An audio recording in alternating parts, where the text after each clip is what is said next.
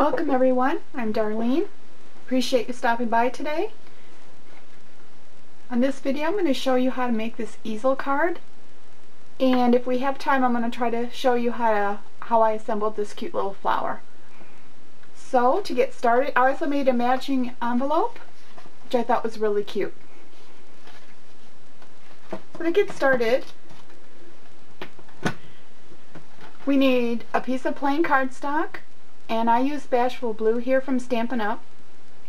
It's 4 1/4 wide by 8 1/2 inches long, and we need to make a couple of score lines and folds. So your first score is going to be at 4 1/4, and then 6 3/8 inches. Any of the measurements or information regarding this project today I'm going to have listed on my blog, and that address will be at the end of this video.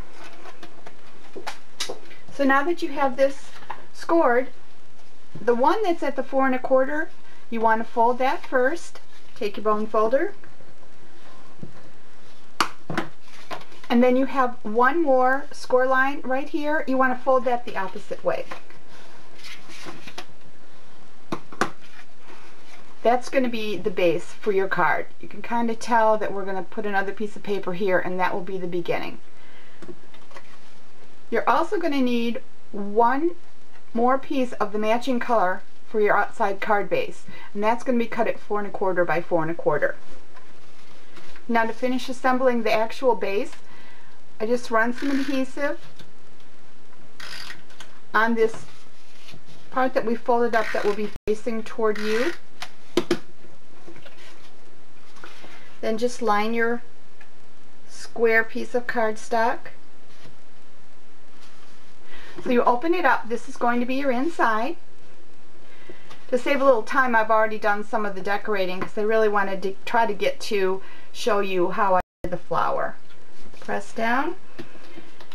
You can put anything down here, or something that at least a third of the way up is some form of an embellishment that would be dimensional, so that when you're closing this card for display purposes, something is there to stop this from sliding.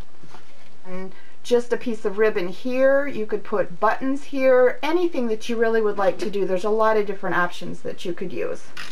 And I lined this up here so I still have a little bit of a border. What I did on this also, just to let you know, I used the scallop trim punch from Stampin' Up! And just did a little decorative edge here. Some of the other cards that I've done, I've even put little clear rhinestones in between the scallops, and they turn out real pretty.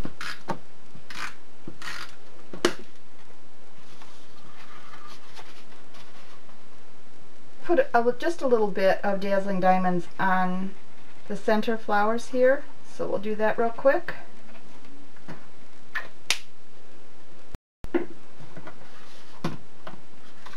I try to control myself. If any of you've noticed, I love this stuff. I've mentioned it before, so I try to not overuse it, but I really wanted to put it on all three, but I figured, well, let's just keep the focal point right in the middle. Now I'm going to show you how to do this flower, and it's real simple, but you just take the scallop circle punch, punch out one,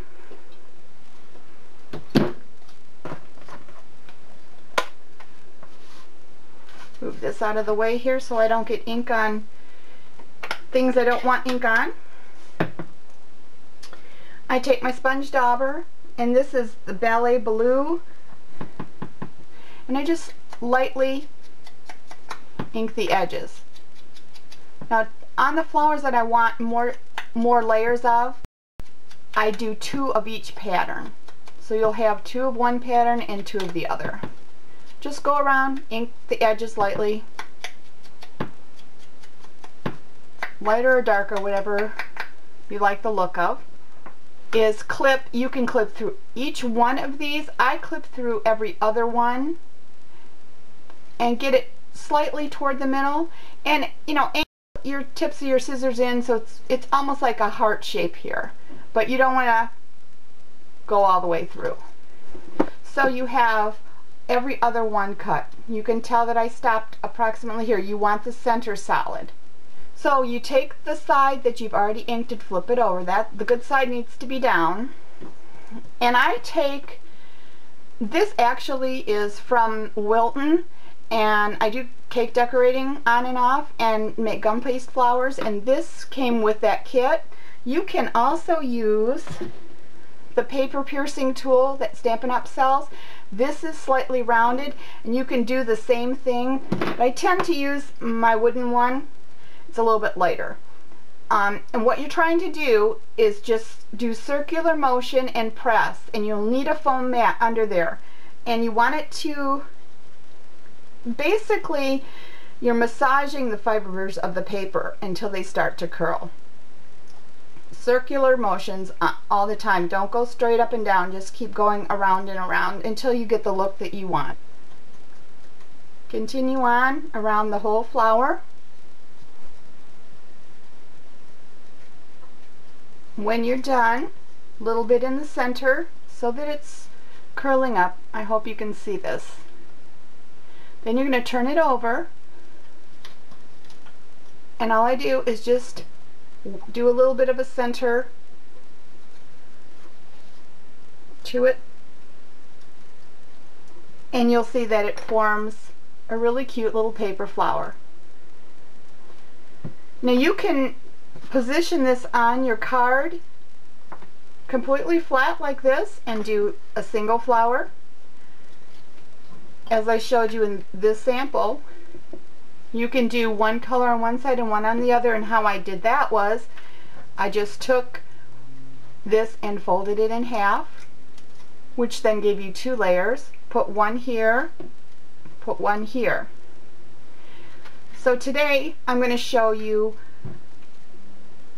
actually 4 halves together, and what I did for here, punch out a 1-inch circle punch of cardstock, scrap cardstock. I usually do the one to match your card, and all I basically do, I put a glue dot on each side here, just lay that on and press. Pick another color that you already did, kind of just intertwine them a little bit. I overlap one on top and one underneath and press. Then you can also do the same thing. You would put a couple more glue dots here, which we can do now.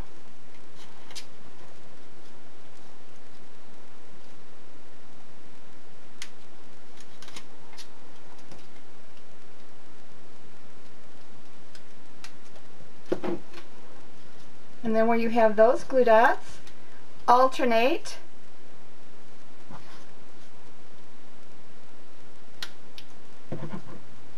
underneath.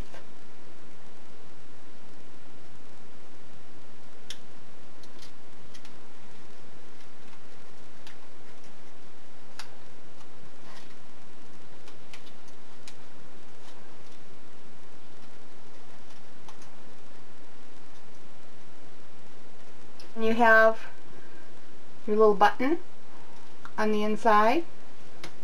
Another glue dot for that.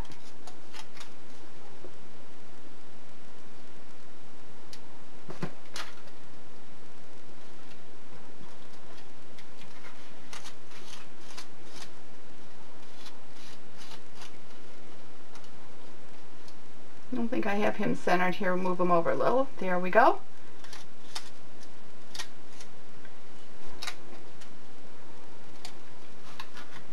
Try to keep him up just a little bit, because when this stands up, you don't want it to interfere with the workings of the card. Put him here.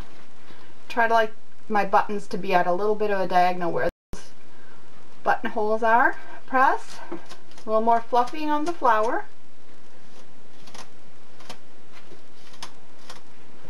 And you can see how nice and dimensional that is compared to this one. So it's your choice. Try one for yourself. Thank you. Bye for now.